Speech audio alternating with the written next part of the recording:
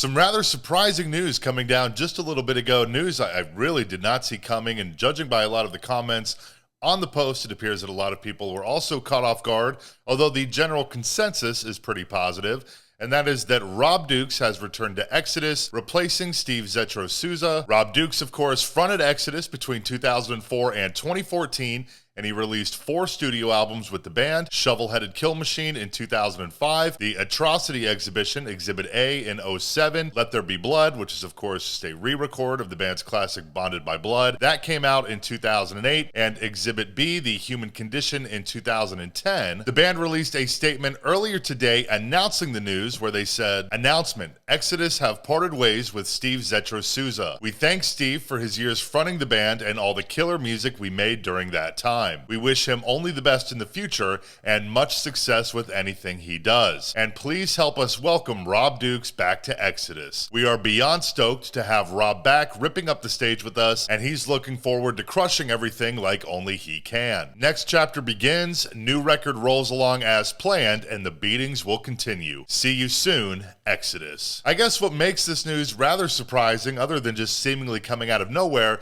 is that for one, the band just released a cover of AC/DC's Beating Around the Bush with Zetro. That came out just a couple of months ago in November, I believe. And then the band has made posts about working on the new album, what will be the follow-up to 2021's Persona Non Grata. I guess, according to that statement, this new album will feature Rob Dukes, I'd have to imagine.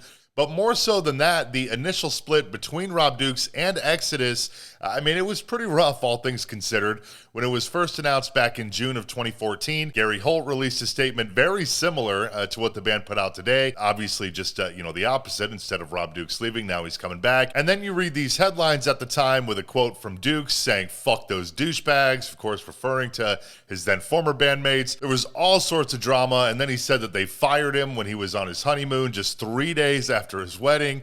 And then there was a whole saga, I guess you could say almost, where Rob felt that Chuck Billy, of course, the frontman of Testament, who was on Exodus's management team at the time, Rob felt that he had played a role in pushing him out because back in 2015, Rob was doing an interview with Mitch LaFon where he said, "I think Chuck's responsible for it. I think Chuck and their management, Metal Maria, I think they were looking at Exodus's record sales from the 80s and they were baiting them into, look, if you do this, you're going to get this." I mean, I was there for it. I even spoke up. I even said it in front of Chuck to his face. I said, "Gary, I think it's a conflict of interest having the singer of Testament be your fucking manager. Because what makes you think that he's not going to put his own band ahead of you every single fucking time? It's a conflict of interest, Gary. This is not a good thing to happen." And they were like, "No, I don't think it's a bad thing at all. I think it's fine." And I'm like, okay. And you know what? That's kind of what they did. Let me give you a scenario. Metallica calls Exodus's management and they say, "Hey man, we want Exodus on this tour." What's going to keep Chuck Billy from going, "Well, I don't know if Exodus will work out, but I know Testament can do it"? Do you know what I mean? Why wouldn't he do that? I'll tell you this, I would do it. I would fucking do it in a fucking second. Chuck Billy, of course, later came out and said that that is not the case.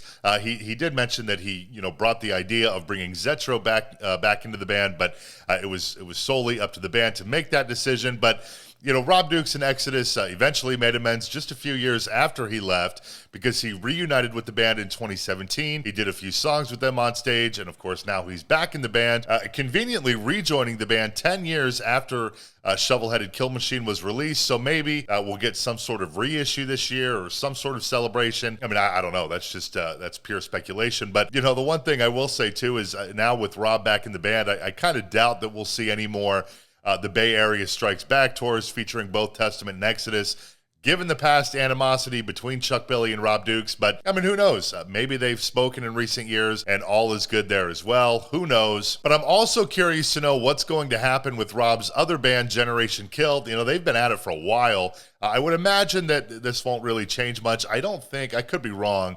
I don't think Generation Kill was the most active band anyways, so I'm sure this isn't really going to change anything with that band if you're a fan of them. They've been at it for a while. I would have to imagine that they will still pop up here and there, but I guess we'll see. But as far as Zetro goes, there's no word from him yet. I mean, again, this announcement just came out within the last couple hours, so no word from him yet. He did put out 2 albums since he returned to Exodus, Blood In, Blood Out in 2014, and then Persona Non Grata, like I mentioned, in 2021. He also has a YouTube channel that he uploads on every once in a while. Maybe he'll post something there about all this, and if not, I'm sure it won't be too long before he does some sort of interview. Maybe even some of the other guys that remain in Exodus will do an interview, give more details on what exactly happened, but I don't know. I guess we'll see. I will put a link down below to Zetro's YouTube channel. But for now, that's all I got for you. Thanks so much for hanging out. Feel free to drop a like and subscribe below if you feel like it, and I'll see you next time.